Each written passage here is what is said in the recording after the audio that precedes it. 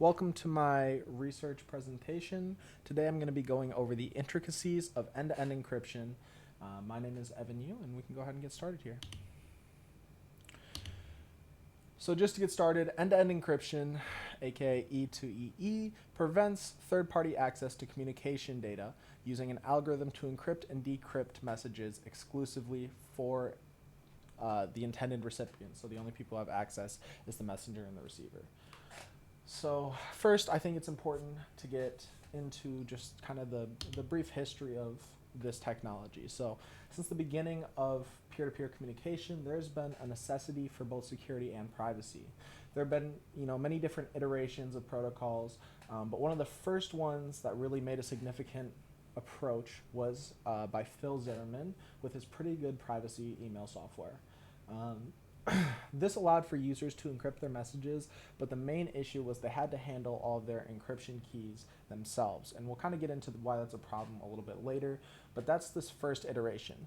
This also ended up causing some controversy as he was eventually, investigated as a criminal because of his cryptographic tool being so powerful that him just sharing with the world, the government thought that was a criminal act.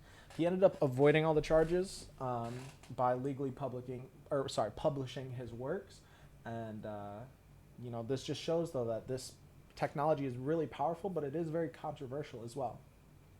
The next step towards end-to-end encryption in modern day is actually in 1997 with the release of GNU Privacy Guard. This was the official 1.0 release, and this was a free alternative to the original PGP software that Zimmerman had released. Both of these softwares were building blocks to what we have today, and eventually, in 2014, WhatsApp implemented the first E2E network for the first E2E implementation for an entire chat network. Even at a large commercial scale, users have end-to-end encryptions for all of their texts and calls, which ensures that that level of privacy is maintained at a high level. So why is it important? End-to-end encryption plays a vital role in protecting privacy, data integrity, particularly in the context of cybersecurity threats.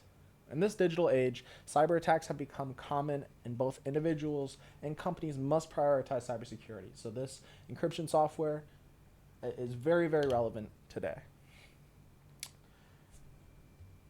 The application of end-to-end encryption in modern technology works along the same lines of just making sure that the sender and receiver are the only people who have access. Some just regular examples include communication platforms such as WhatsApp, Signal, or Telegram.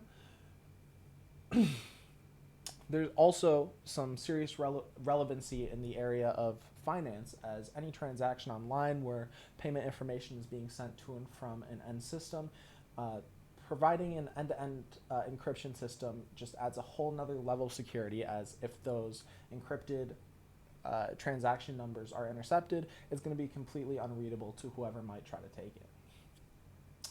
The last example that I'm kind of going over is just the healthcare industry in itself. So there's a lot of confidential information, whether it's patient personal information, medical scripts that need to be sent. Having an end-to-end network just decreases the risk that the telehealth industry and telehealth communication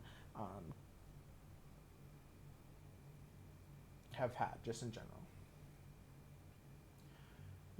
Another thing that is really significant with the healthcare industry is that it actually, this is something that can be done to communicate, from a direct user cell phone to a hospital system. So that direct line of communication adds a whole nother level of accessibility to that industry.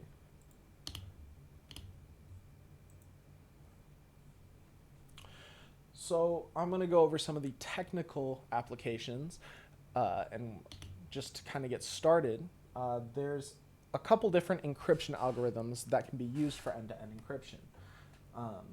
One of the most popular ones is the Advanced Encryption Standard, AES, and it's widely used because it uses multiple rounds of encryption. And I'll kind of go over just briefly what that means, but it's an extremely secure virtual way of transferring private data. Another one that you'll find pretty commonly used is triple DES, which is just a version of the data encryption standard that applies the encryption algorithm 3 times to each data block, which once again is just a pretty protective layer of encryption. Lastly, some of the other algorithms include RSA, Blowfish, and Twofish. And I know that we actually went through a couple of these in class, but these same algorithms that we went over in class are then, added into a way to encrypt end-to-end in a lot of situations.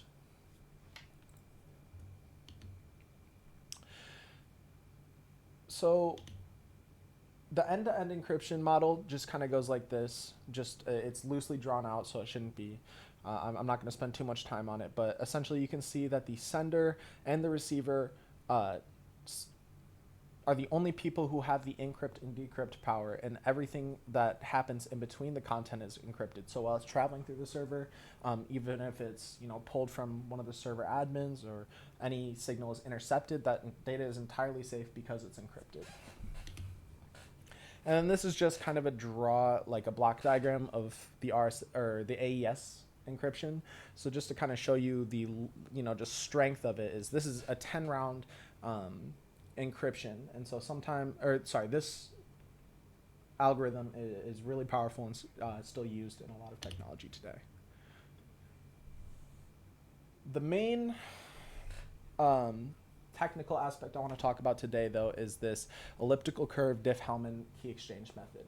So this is a method that generates keys and exchanges keys in a way that is extremely safe and also very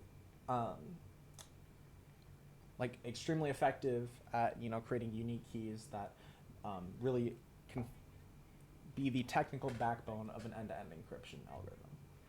So to get started, the key has to generate. So the private key is just a random number, and the public key is produced from scalar multiplication of the private key with the generator point of the curve. So it's just essentially a random point on the curve with scalar multiplication. And those two keys then get exchanged, as the two end systems will share the public keys that they're given, and then they also keep the private keys themselves for decryption. They use the public key of the other user, so the recipient, to then create a shared secret between the two that's used to encrypt and decrypt messages. So I'll kind of go into the diagram here just so it's drawn out a little clearer, but all in all, it creates an extremely unique key that is very difficult to break.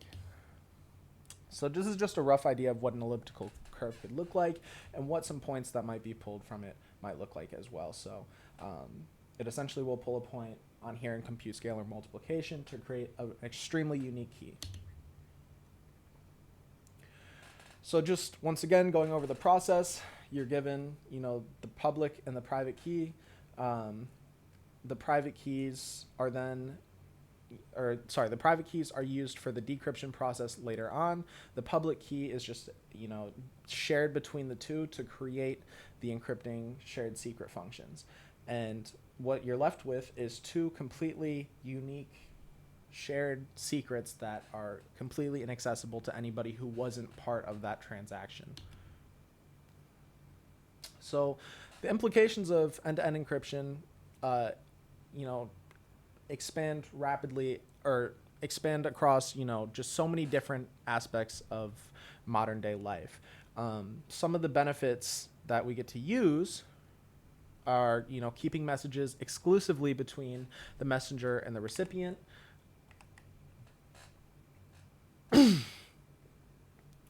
You also have complete control over the message content as it travels through a server because it's encrypted.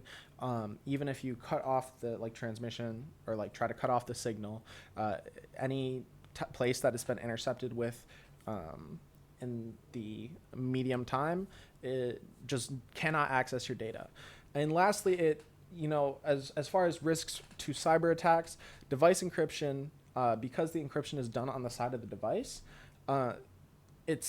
if someone were to want to, be a middleman, they would have to hack the device itself, which, generally speaking, is more difficult than trying to get into a server and just, take data from the server side.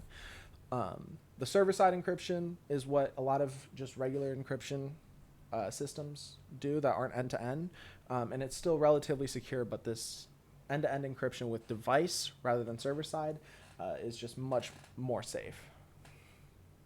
Or secure, I guess. With all these potential benefits come some challenges. There's potential misuse, so criminals would be able to use these and access, they have access to completely secure and discrete chat channels. So people that are talking about doing illegal activities like drug trafficking, human trafficking, terrorism, those messages are completely only available to the sender and the recipient. So even if the government wants to intervene, or if anybody tried to intercept their traffic, there's nothing that can be done with that information. It's completely private to them. Another challenge is having to deal with key management and lost data. So if a key is lost, a public key or a private key, due to software like errors within a software that might mismanage them, that data would be gone forever, because there's no way to replicate the key if it wasn't part of that initial Diffie-Hellman transaction. Lastly, although the transit of data is very secure with end-to-end encryption, it doesn't mean that it's a foolproof method, because compromised devices are vulnerable to having their information leaked, because they're on an end device that receives unencrypted message. So there are some drawbacks and things that need to be considered as we further develop in this field. So the future of end-to-end encryption looks very interesting, because technology has been rapidly improving every day. There's a few things that I wanted to that I thought were worth mentioning, because I both think they're interesting or extremely relevant. So to get started, post-quantum cryptography is essential to the field of cybersecurity and is directly correlated to end-to-end encryption. Quantum computers right now can break all the encryption algorithms currently used in end-to-end encryption, including the ones that I mentioned earlier, such as the AES or the DES encryptions. They're easily breakable by quantum computers. So it's important that these companies keep this in mind as they're developing end-to-end encryption in the future, that they're using post-quantum cryptographic solutions to make sure that they're still secure in this environment. And one cool piece of technology that I thought was worth mentioning as well is this thing called a honey encryption. So it ensures the safety of encrypted information by presenting plausible but incorrect information when it's attempted to be decrypted with an incorrect key. And so just so it's drawn out a little bit more, the message that would be sent, is sent with the password and the message, as you can see. And this kind of just breaks down the transaction. So the intended user is going to receive the message because it used the correct key. But if someone is trying to intercept that message and taking a guess at the key at that time, it's returned a fake message and then also triggers an alert system. So it's similar to the honeypot concept in cybersecurity, but in the process of end-to-end encryption, I think this is a really cool way to combat it, or combat malicious attacks within it. So to just kind of wrap things up, the use of end-to-end encryption lies a promising future of ensuring data is transferred securely, but the challenges must be considered as we continue to develop more robust and versatile iterations of it. This revolutionary technology requires thoughtful policymaking, development, and the use of ongoing research to ensure that we can use this powerful tool to its fullest without suffering from the major drawbacks.